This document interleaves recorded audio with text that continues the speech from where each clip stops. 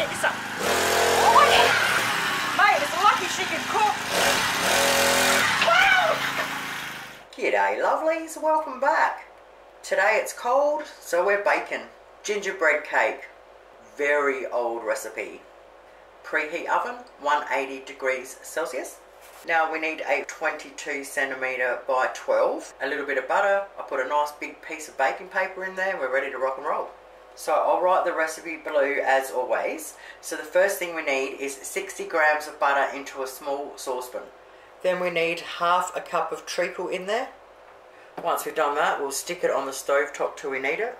Alright, now we've got to sift some flour, but I want to talk about sifters for a minute. Okay, so this is the sifter I've got. It's got a handle on it. Alright, they're only like 12, 14 bucks at IGA. You turn the handle and it sifts it all out. Now, the thing I don't like about these is that flour goes out the top everywhere and they're an absolute pain in the ass to clean. But what do you do? So back when I was a teenager, the sifters, instead of being with a handle like this, they used to have a squeeze handle here. And I'm pretty sure there used to be two wires at the very bottom on the inside that would crisscross over. And as you did it, it would you know, drop it all out. And while you were doing that, the only thing that would come out is that fine cloud of flour that you inhale, but it didn't go all over the bench. Anyway, I miss those sifters. So, because I'm so sick of cleaning that one, I finally got myself a big sieve. It's the first time ever, right? And I grabbed a bowl and I sat the sieve on it and went, oh wow, how cool is that? Like, seriously? Now, I'm pretty sure I remember my nana, before the sifters, using one of these and putting it in with some, like with a spoon. So I'm going to give it a crack anyway. So 3/4 of a cup of plain flour. I've got enough self-raising flour for this one. So 1/4 of a cup of self-raising flour. Oh, look at that. Are you serious? Did you just see that?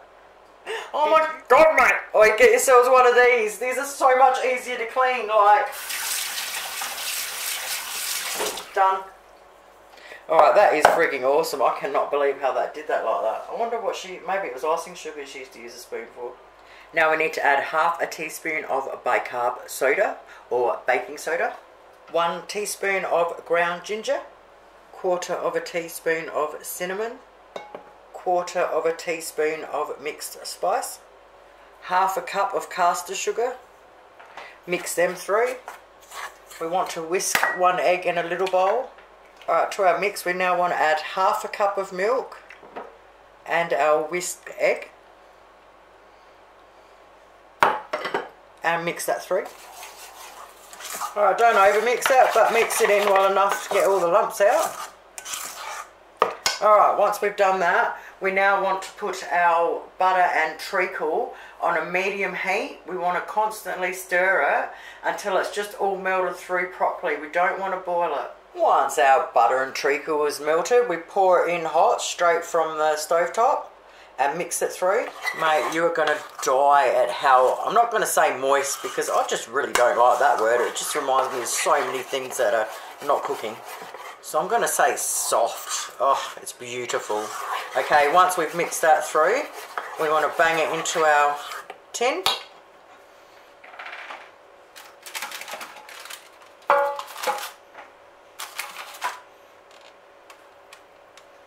Oh, the smell coming off of that is crazy. As soon as our oven is up to temperature, which it should be by now, yep, bang her in there. Oh mate, 40 minutes later in my plain electric oven, I frigging love the smell of gingerbread.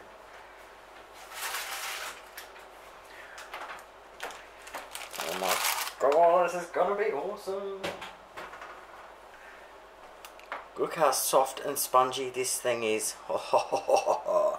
So you just stick a thing in, pull it out, comes out nice and clean. She's perfect, and what I mean by nice and clean is there's no batter on it. We need to leave it sit there for 10 minutes to settle before we take it out. So at this stage you can either put it onto a cooling rack, or I'm just going to sit it on the bench like that.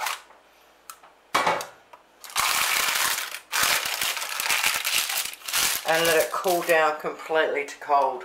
I'm going to do a lemon frosting while the cake's cooling down. Get out 60 grams of butter and chop it up into a bowl. That way it'll be nice and soft when the cake is cold. Now we want 1 teaspoon of grated lemon rind to go in there. So when we grate the lemon rind, which is just the yellow off of the outside, we want to use a little grater so it comes out fine. Now I absolutely love the grated lemon rind because it's that little bit of, you know, on your jaw. I just love it. But if you don't like it, don't put the lemon rind in.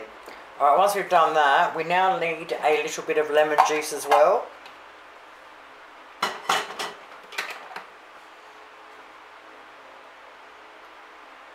I'll just whack the teaspoon measurement in there, and then it's just easy, we've got it ready to go.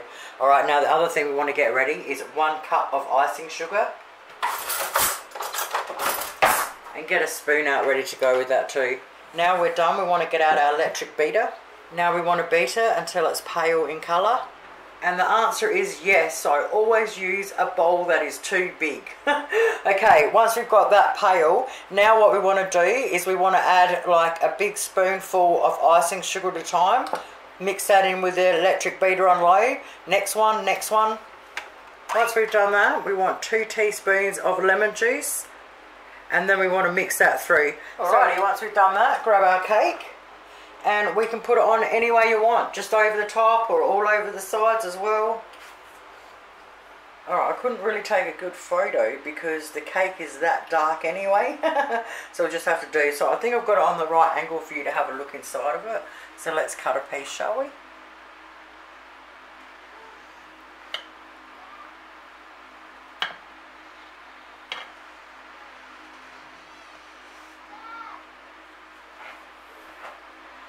I don't know if you're going to be able to see from there, mate. It is the softest cake ever. Now normally I would have let that sit on the bench for a good half an hour for the icing to set. Then when you've gone to cut it, it's still soft, but it won't make a mess all over your cake. You have got to give this one a crack, lovelies. It is freaking amazing. Your family is going to love it. Thank you guys so much for watching. Have yourselves an awesome weekend, and I'll see you all on Monday. Stay safe. Toodles!